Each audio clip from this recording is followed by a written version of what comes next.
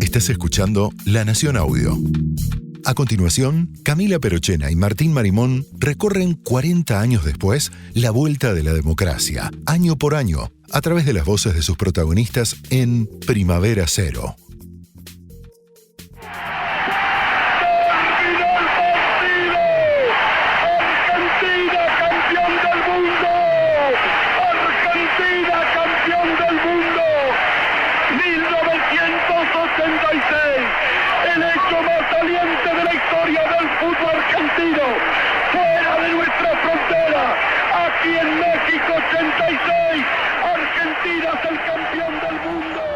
Estadio Azteca, Ciudad de México, 29 de junio de 1986.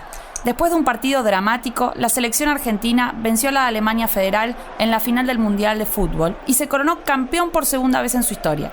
Como si el fútbol fuera un termómetro de la sociedad, la recuperación de la democracia vino acompañada de este gran momento de alegría colectiva. El campeonato hasta había incluido una victoria épica contra la selección inglesa en cuartos de final, con Maradona vistiéndose de héroe en una especie de revancha futbolera de la Guerra de Malvinas. En ese partido Diego hizo 2 goles, uno polémico y otro magistral, que son recordados hasta el día de hoy. Para Maradona puede tocar para Enrique, siempre Maradona es un drible, se va entre tres, siempre Diego, genial, tocó para Valdano, entró Maradona, para el coche, ¡gol!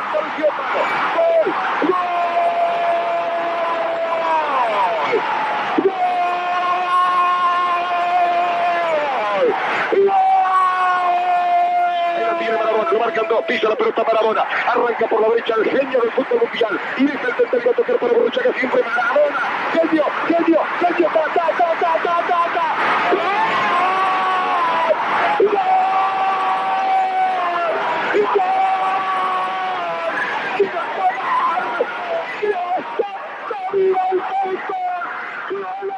Pero no fue todo risas en 1986.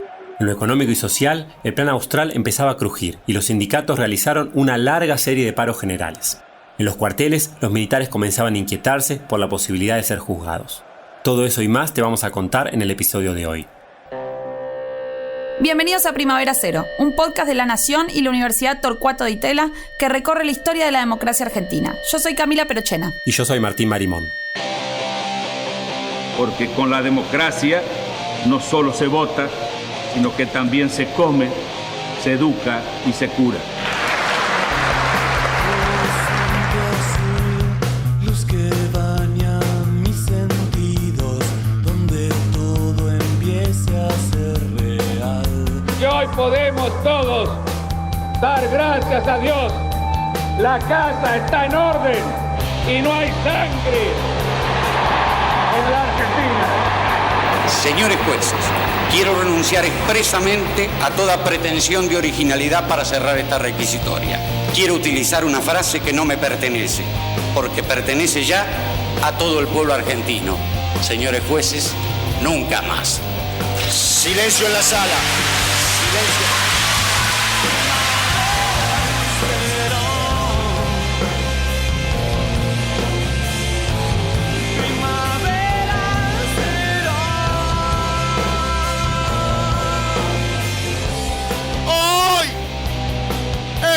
Aquí, junto a la Confederación General del Trabajo, para el logro de la reconstrucción y la liberación nacional. Ahí la tiene Maradona, lo marcan 2, pisa la pelota Maradona, arranca por la derecha el genio del fútbol mundial y deja el centro a tocar para Borruchaga, siempre Maradona, genio,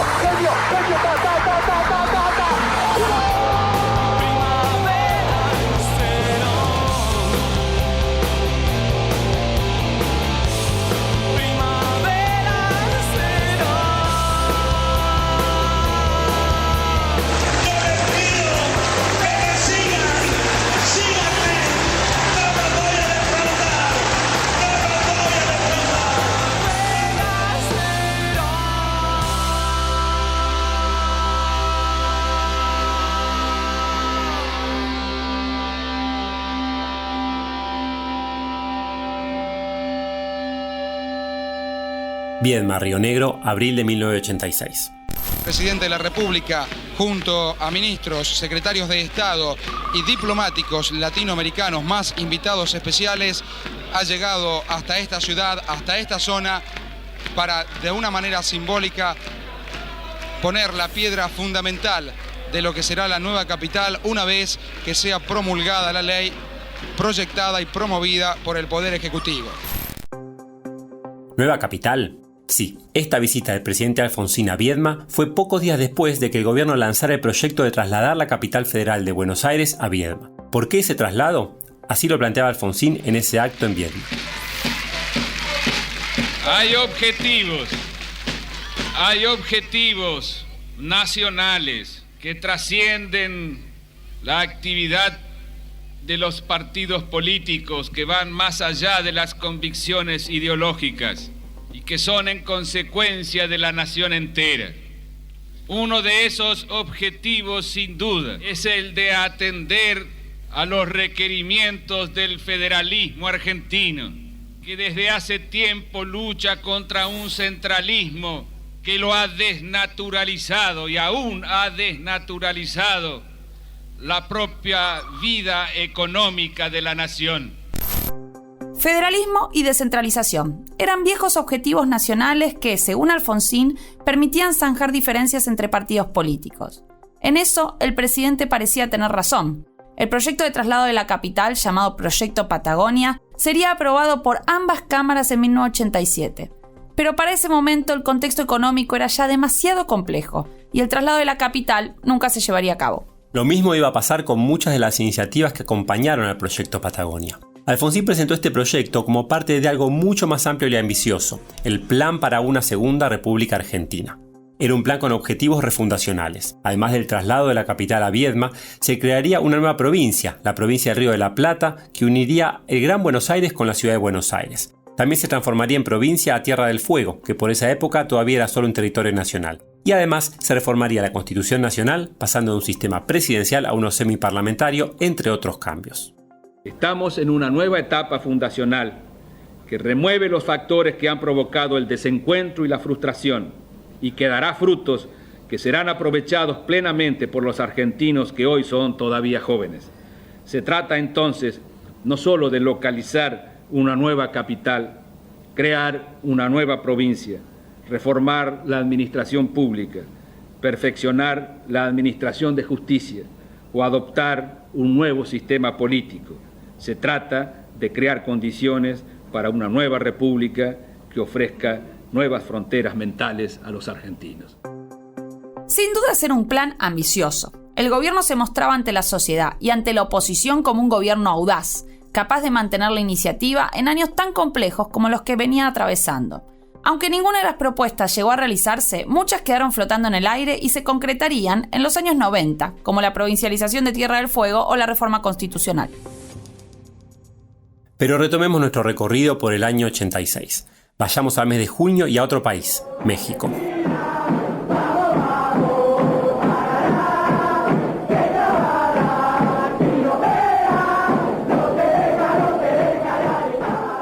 Los cánticos en el vestuario del equipo nacional, luego de la final con Alemania, eran los mismos que se escuchaban en todas las calles de nuestro país. Una alegría y una sensación de unión atravesaba a todo el pueblo. Klaus Gallo, historiador de la Universidad Torcuato de Itela, destaca el sabor distinto que tuvo ese mundial en comparación con el de 1978. Fue el primer mundial que se ganó fuera de la Argentina, ¿no? Se había ganado ya un mundial 8 años antes, y ese mundial, como todos sabemos, estuvo muy cargado por la cuestión política, digamos, con un equipo que ganó en todas las de la ley, que gobierno militar o no gobierno militar, perfectamente podría haberlo ganado de todas maneras, pero, digamos, la impronta política fue muy fuerte porque, desde el punto de vista de la organización, el hecho de que se hizo en Argentina estando los militares y toda la presencia de los militares en los partidos, en la final, etcétera, ¿no? El Mundial 86 estuvo muy desprovisto de todo ese elemento político y afortunadamente, ¿no? Y a tal punto que yo creo que fue muy notorio la disociación que hubo entre el equipo y el gobierno, ¿no? Incluso antes del Mundial, el gobierno tuvo una intervención muy poco feliz respecto a esta cuestión, que es cuando el ministro de Deportes, Rodolfo Reilly, cuestiona públicamente a Bilardo, al técnico de la selección, por cómo estaba haciendo jugar a Argentina, ¿no? Entonces, creo que eso fue no sé si fue el año anterior, unos meses antes, ya en el 86, ¿no? Los rastros de esa tensión entre el gobierno y el plantel se percibieron en la conversación telefónica que tienen Alfonsín y Bilardo un rato después de la final, en vivo por la televisión pública. Por eso voy a repetirle, agradecido por las palabras suyas y a todo el pueblo argentino, muchísimas gracias. Yo no soy un hombre, y siempre me olvido, siempre miro para adelante, no soy un hombre que busco revancha. Por eso quédese muy tranquilo que toda la juventud nuestra creemos y uno tratamos de inculcar a estos chicos jóvenes que en la vida no existe la revancha. Hay que mirar siempre para adelante para que nuestro país pueda surgir, pueda seguir adelante como todos decimos. Sin duda que es así, Bilardo. Yo estoy convencido de que ustedes han dado un ejemplo a nuestro país en este sentido. Y también nos han dado alegrías, que es lo que necesitamos. Se dice que somos demasiado melancólicos y que en circunstancias como estas, donde todavía tenemos que superar muchos problemas, es necesario un poco de alegría. Y esta alegría la brindan ustedes al pueblo argentino. Al volver al país al día siguiente, el plantel tardó como 3 o 4 horas en llegar de Seiza a Plaza de Mayo. La gente no paraba de agradecerle. Hombres, mujeres y chicos se tiraban encima del micro. Una vez en la Plaza de Mayo, Alfonsín recibió al plantel en la Plaza Rosada y el equipo salió al histórico balcón presidencial para compartir el trofeo con el pueblo reunido. A diferencia de los militares 8 años antes, esta vez el presidente decidió no salir con los jugadores. Se cuenta que Alfonsín le dijo al plantel: el balcón es de ustedes, muchachos.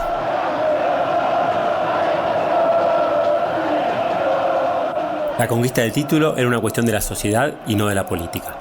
Es más, el clima de alegría que generó el Mundial fue bastante efímero y muy pronto volvieron a primer plano las múltiples tensiones que atravesaban a la joven democracia argentina. Vamos a explorarlas. Empecemos por la economía. En el episodio anterior hablamos del principal proyecto de lucha contra la inflación de esa época, el Plan Austral. El plan había sido lanzado por el ministro de Economía, Juan Zurruil, en junio de 1985. Y buscaba controlar la inflación con algunas medidas drásticas, como el congelamiento de precios y salarios, el freno a la emisión y el lanzamiento de una nueva moneda, el Austral. También te contamos que entre agosto y diciembre del 85 el plan había sido muy exitoso, consiguiendo bajar la inflación de aproximadamente un 50% mensual a solo un 2,5%. Y hoy hemos controlado la inflación. A pesar de las dificultades, estamos mejorando. Esto había sido un gran logro, pero ya en marzo del 86 la tendencia se revierte y la inflación vuelve a aumentar. ¿Por qué subían los precios? Hay varias causas. La primera es que, aunque la inflación había bajado mucho, no había llegado a cero, con lo cual, a medida que pasaban los meses, esos pequeños aumentos se acumulaban, mientras que los salarios, congelados, se iban atrasando. Esto empezaba a generar preocupación en muchos sectores, por ejemplo en los sindicatos. Una segunda causa es que el gobierno estaba autorizando aumentos de sueldo, lo cual era inconsistente con el Plan Austral. Esto tenía que ver con cuestiones políticas muy delicadas. Así nos lo explicó José Luis Machinea, miembro del equipo económico del gobierno. A fines del 85, comienzos del 86, había una presión muy fuerte, ¿no? Después del juicio a las juntas, o durante el juicio a las juntas, había una tensión muy fuerte dentro del ejército. Por otra parte, el presupuesto del ejército había bajado de casi 4 puntos, que había sido el caso durante parte del gobierno militar, a 1 punto del producto.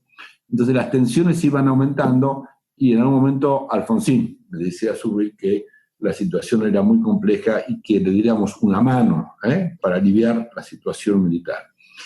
Y bueno, finalmente esa mano terminó siendo un aumento de salarios que no me acuerdo si de 20 o 25. Se llamó adelanto, pero era aumento de salarios de 20 o 25%. Un mes más tarde, ¿qué se le ocurre a ustedes que puede haber pasado? Aparecieron los docentes. Claro, aparecieron los docentes, sobre todo los médicos, y dijeron, bueno, nos van a aumentar los militares y a nosotros no. Y automáticamente ese 20 o 25% se generalizó bastante en la administración central, ¿no? Ese fue, sin duda alguna, un problema. Ahora, era muy difícil, yo creo que no llegamos ni siquiera a plantearlo eso, decirle al presidente, bueno, no, nosotros no vamos a hacer eso porque nos parece que eso puede poner en peligro el plan. Digamos, La prioridad era el restablecimiento de la democracia en Argentina y por lo tanto nosotros estuvimos más que de acuerdo y bueno, avanzamos con eso, pero eso fue empezando a deteriorar el programa.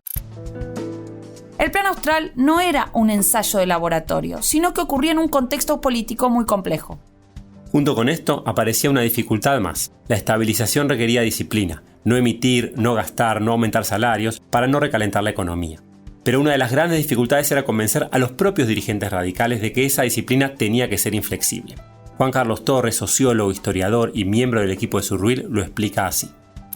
Y después tenés el otro problema, que este es un trabajo hecho por un grupo de profesionales extrapartidarios, en un gobierno que es un gobierno radical. El Partido Radical es un partido por años muy desplegado sobre sí mismo. Sin esas credenciales que no teníamos, ¿no? Nos movíamos con dificultad, porque más de uno, de acuerdo, ustedes hacen el programa, y si no van mal se van a su casa, tranquilo, y los que debemos quedar la cara somos nosotros. Y hay una observación fuera de lugar. ¿Por qué? Porque este equipo económico dejó de ser un equipo de economistas con el paso del tiempo, cuando las cosas no funcionaban tan bien, para convertirse en un equipo de ayudadores del Consejo. Entonces el equipo económico era un equipo técnico, un equipo de bomberos. ¿Y por qué equipo de bomberos?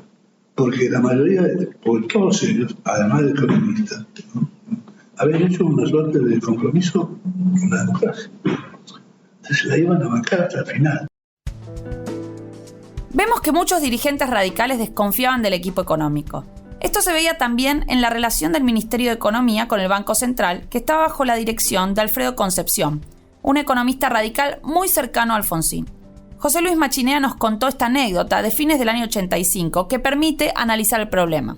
Yo me acuerdo siempre que fui a una situación complicada. Digo, eso, sí me recuerdo que ha sido, supónganse, en octubre, noviembre, una asociación de pequeñas y medianas empresas me pidió si podría hablar, una reunión anual que ellos tenían, y bueno, hablé y salgo de la reunión y le digo al presidente de la organización, le digo, ¿qué tal? ¿Cómo les va? Fantástico, me dice. Sí, estamos fantásticos, tanto que ya empezamos a aumentar los precios. Yo no quería matar al señor. Para decir lo bien que estaban, empezamos a aumentar los precios. Digo, ¿cómo empezamos a aumentar los precios? Y bueno, nos aumentó muy fuerte la demanda, ¿no? Entonces, lo que teníamos que haber hecho en ese momento era una política monetaria más restrictiva, ¿no? Porque la política tiene sentido de entrada que uno emita algo más de plata, lo que los economistas llamamos un aumento de la demanda de dinero, pero el Banco Central insistía en aumentar la cantidad de dinero todos los meses 6-7%. Y una discusión todos los meses, diciendo que 6-7%, el aumento de la demanda de dinero era cierto por un tiempo, pero no podíamos pensar que la demanda de dinero iba a aumentar para siempre, por lo tanto no tenía sentido generar un incrementar la cantidad de dinero a un ritmo de 6 o 7% mensual. Recién en septiembre del 86 hay un recambio en la dirección del Banco Central, y será el propio Machinea quien asuma como presidente. Para finalizar con las razones por las que durante el año 86 se complica el funcionamiento del Plan Austral, hay una cuestión más. Así nos lo explicó Pablo Gerchunov, historiador de la Universidad Torcuato Di Tella y también parte del equipo de Surruil. Hay errores nuestros. Nosotros, yo llegué un poco más tarde al gobierno, no en el momento del Plan Austral, sino poco después del Plan Austral.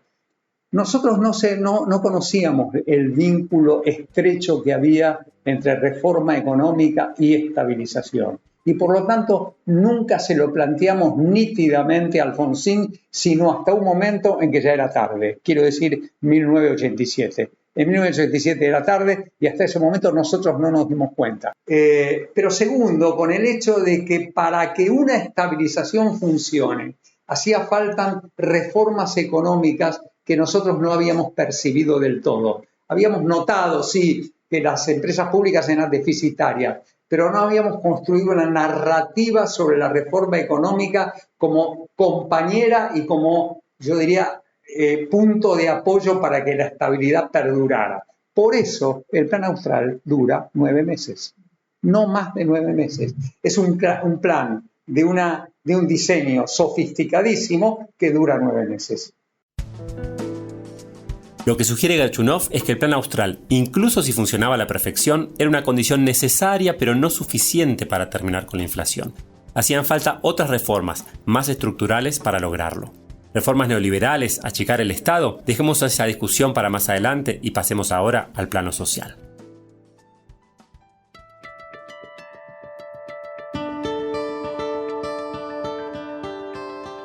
Las complicaciones económicas del año 86 se relacionaban con otras dificultades. Por ejemplo, con lo que estaba pasando en el mundo gremial. Uno de los aspectos más recordados del gobierno de Alfonsín fue la gran cantidad de paros generales. 13. Todos ellos fueron encabezados por el líder sindical del momento, Saúl Ubaldini.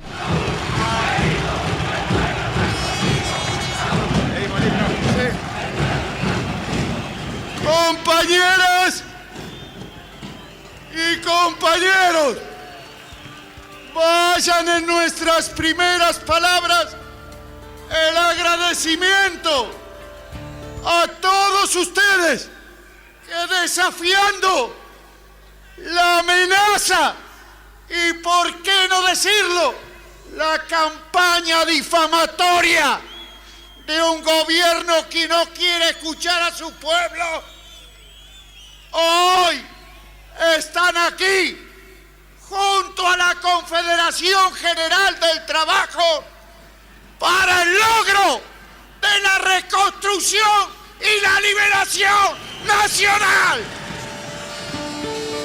De esos 13 paros generales, 5 ocurrieron entre enero del 86 y enero del 87. Es evidente que 1986 no fue un año tranquilo. ¿Por qué? Retrocedamos un poco en el tiempo.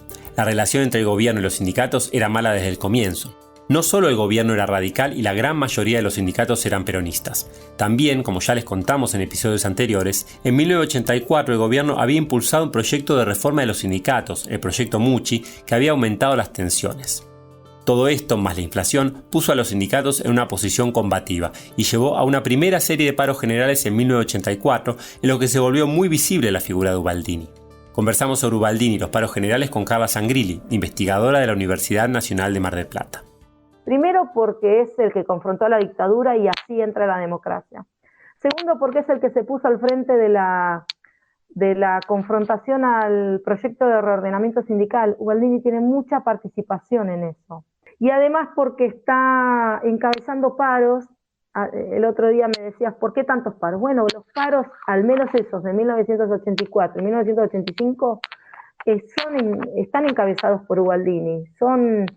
Se realizan en base a propuestas de Ubaldini, que tienen que ver más bien con cuestiones económicas, con cuestiones de salarios, cuestiones del FMI y el fuerte peso de la deuda externa, cuestiones relacionadas con las leyes laborales.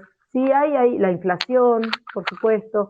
Hay ahí en los primeros paros del 84 y del 85 cuestiones básicamente relacionadas con la economía, cuestiones salariales, porque lo que hace el gobierno de Alfonsín al principio, por lo menos hasta 1986, es establecer salarios unilateralmente, no negocia.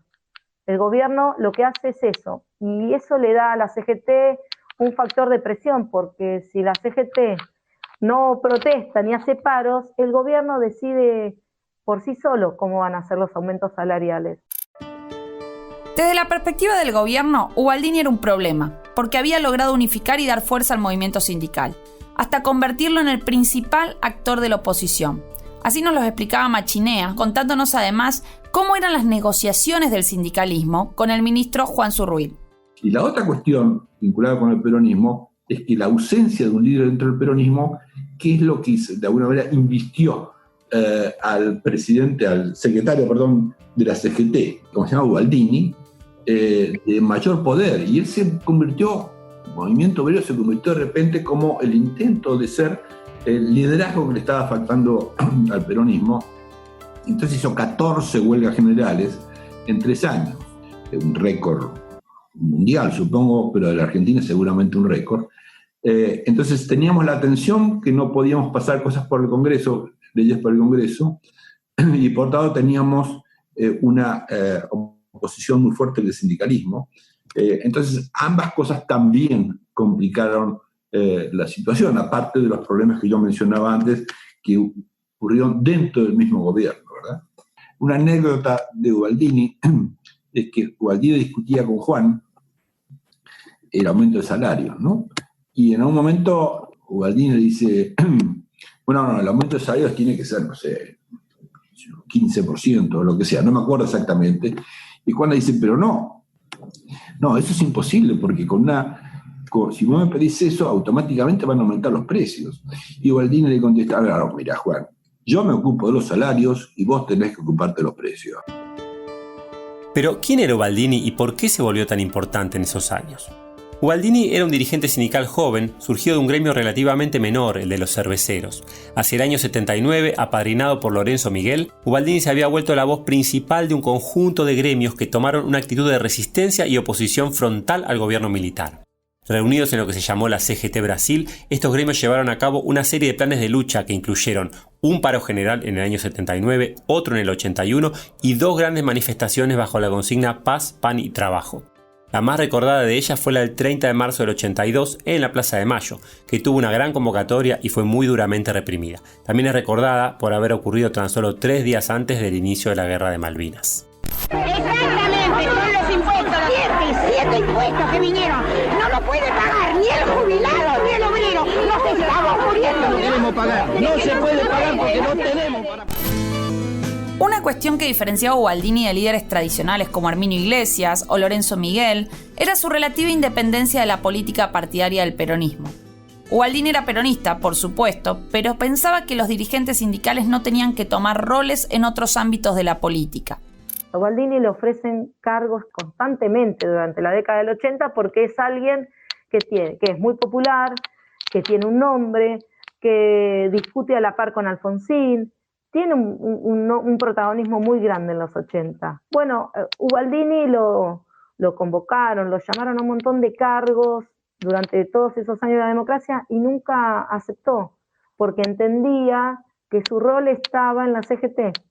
Tiene una cuestión de no aceptar la multiplicidad de roles, por ejemplo, que tenían otros dirigentes. Cuando uno va a los dirigentes de los 80, encuentra que están en el peronismo, que están en el sindicalismo, que son parlamentarios, que están en un club de fútbol, que están ocupando unos cuantos cargos. Bueno, Ubaldini entiende que eso no debe pasar, que debe haber un dirigente sindical que se ocupe solamente de ser dirigente sindical. Digamos que eso le está discutiendo un poco a la ortodoxia, en donde hay hombres que están ocupando varios cargos a la vez.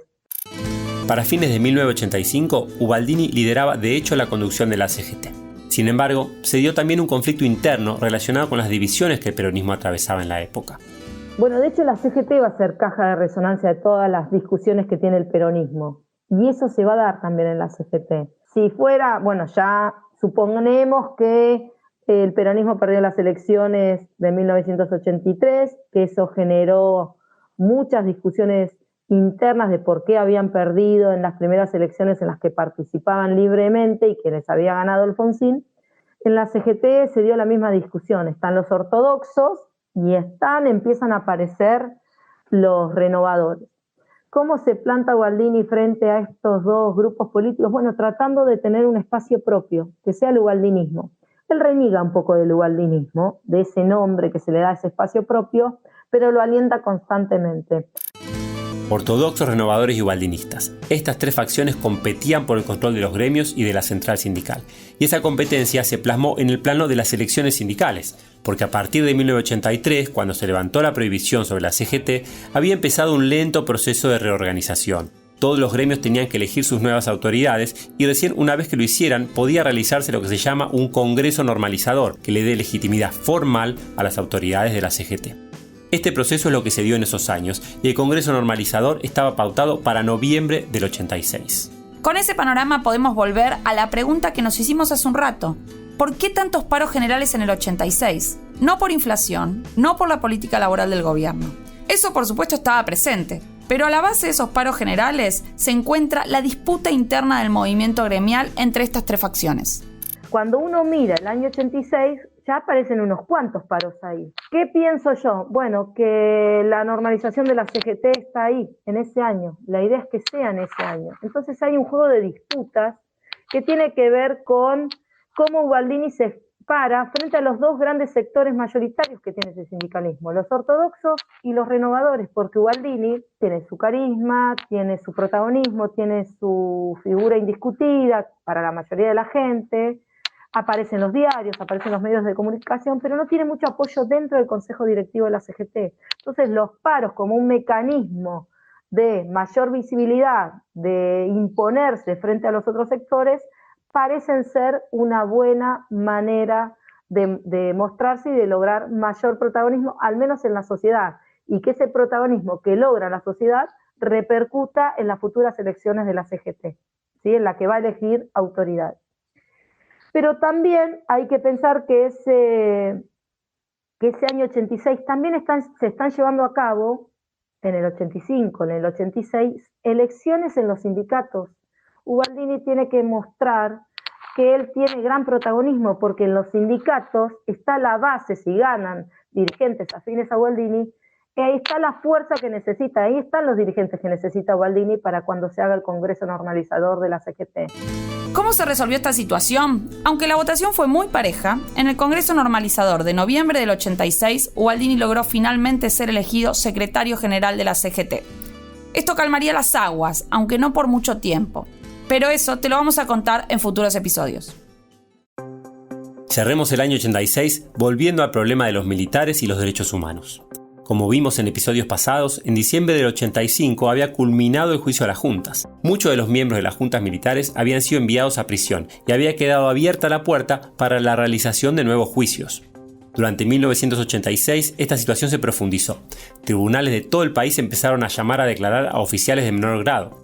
Los procesos judiciales se multiplicaban y los tribunales pedían a las Fuerzas Armadas información sobre quiénes habían sido los responsables de zona durante la represión clandestina.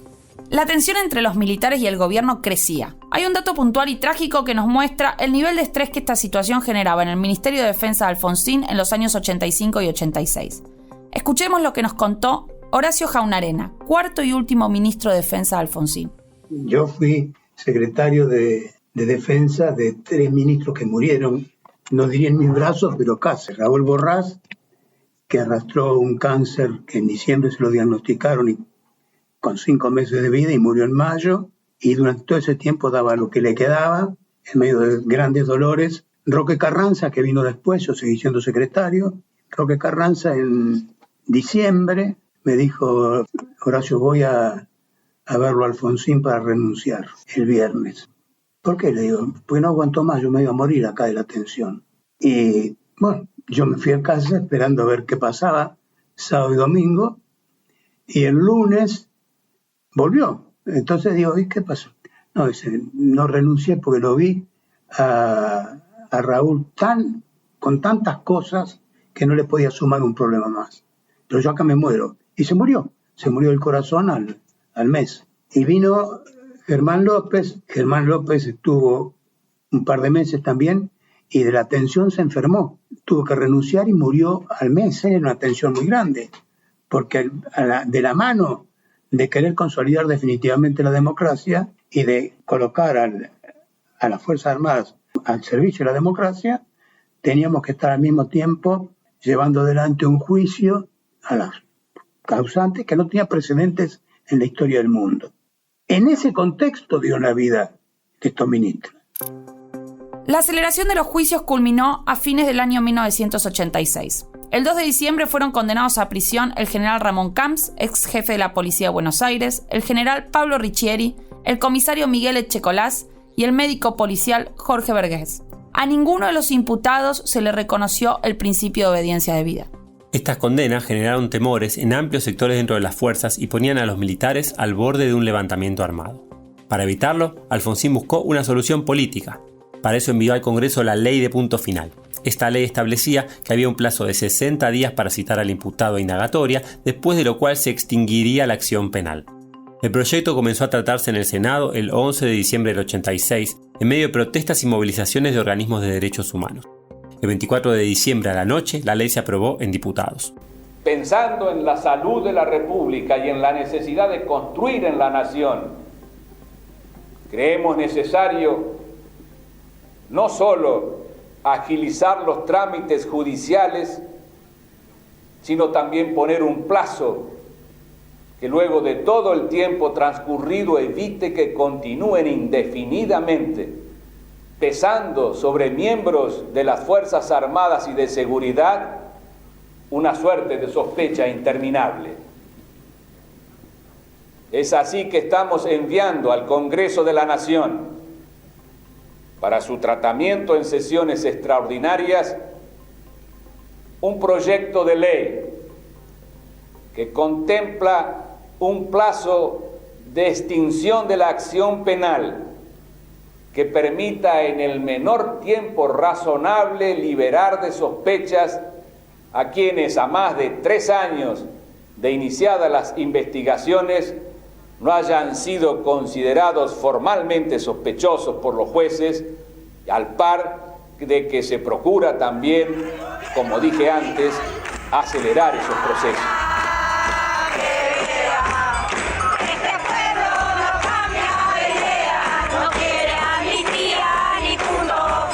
El gobierno pensó que se iba a frenar los procesos judiciales, pero lo que ocurriría sería exactamente lo contrario. Los procesos se aceleraron y los militares disconformes pasaron a la acción. Pero eso va a ser el tema del próximo episodio. Llegado a este punto, seguramente ya te olvidaste de la alegría del Mundial de Fútbol o del ambicioso proyecto Patagonia. Es que 1986 fue un año de contrastes. Hubo puntos altos, pero también grandes problemas. Inflación, paros generales, tensiones con los militares y todo tipo de conflictos nos mostraban algunos nubarrones de lo que sería una gran tormenta. En el próximo episodio vamos a contarte el desarrollo de esta tormenta. Los militares, o muchos de ellos, se opusieron a los procesos judiciales.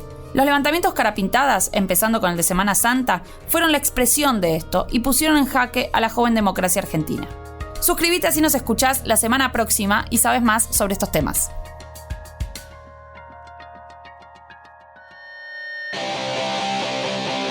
Agradecemos a Klaus Gallo, José Luis Machinea, Juan Carlos Torre, Pablo Gerchunov, Carla Sangrilli y Horacio Jaunarena por su participación en el episodio de hoy, y a Florencia Di Bartolo por el trabajo de investigación de archivo.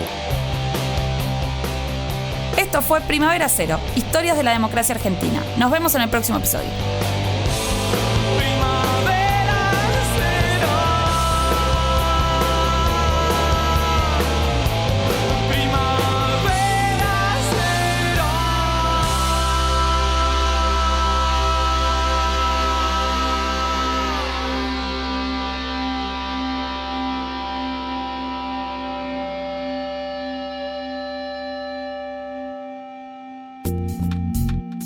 Esto fue Primavera Cero, con Camila Perochena y Martín Marimón.